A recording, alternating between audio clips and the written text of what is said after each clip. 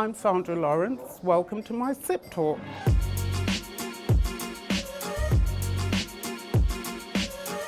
I'm the publisher and editor of the Cocktail Lovers magazine and podcast. Cocktail Lovers is not just a brand, it's a lifestyle.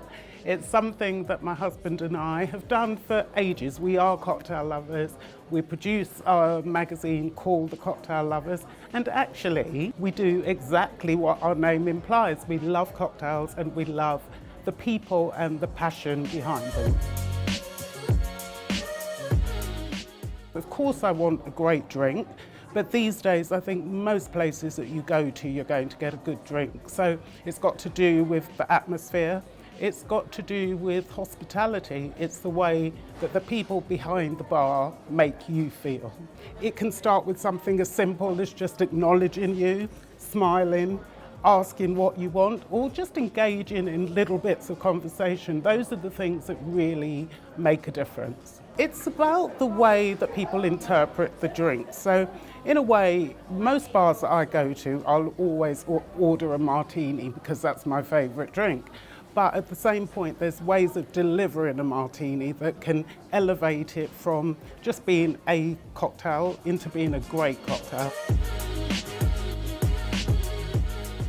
I asked a lot of prominent people, and there aren't that many to be honest, that work in the drinks industry globally, for their opinions on why they thought there weren't that many people of colour in the industry. And the question that I asked was, are we being held back or do we hold ourselves back?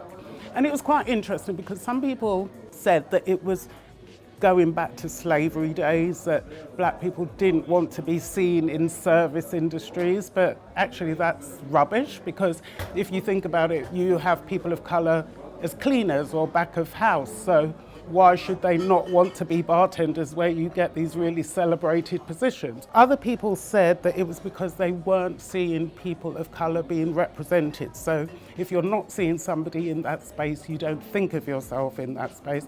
And I guess that's what I think too.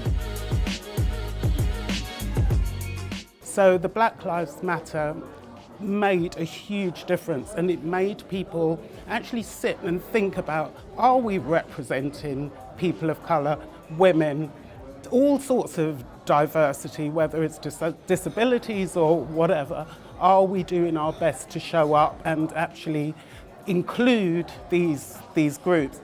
And at first it felt a little bit tokenism, that you'd get everybody was writing about, oh, support this black brand, how do you feel? People were calling me up, it's like, how do you feel? It's like, what do you mean, how do I feel? It was a bit shit, actually.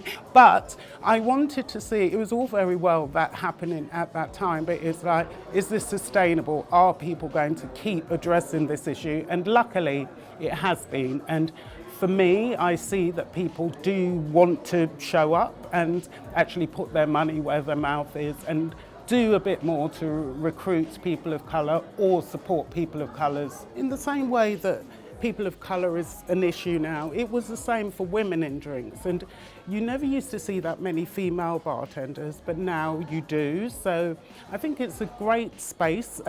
It's a really inclusive place if you think about it that way. Of course I'm in London, so it's a bit different here, but I just think that people should always just be pushing for what they want to do and be kick-ass at doing it.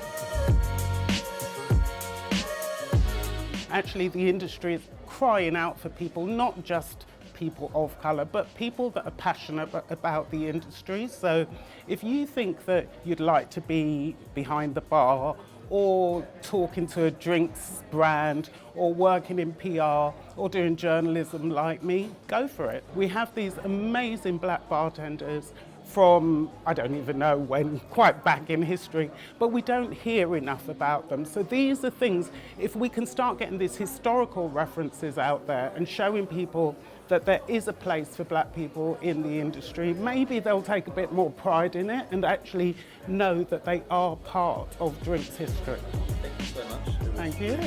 Really fun. Really fun.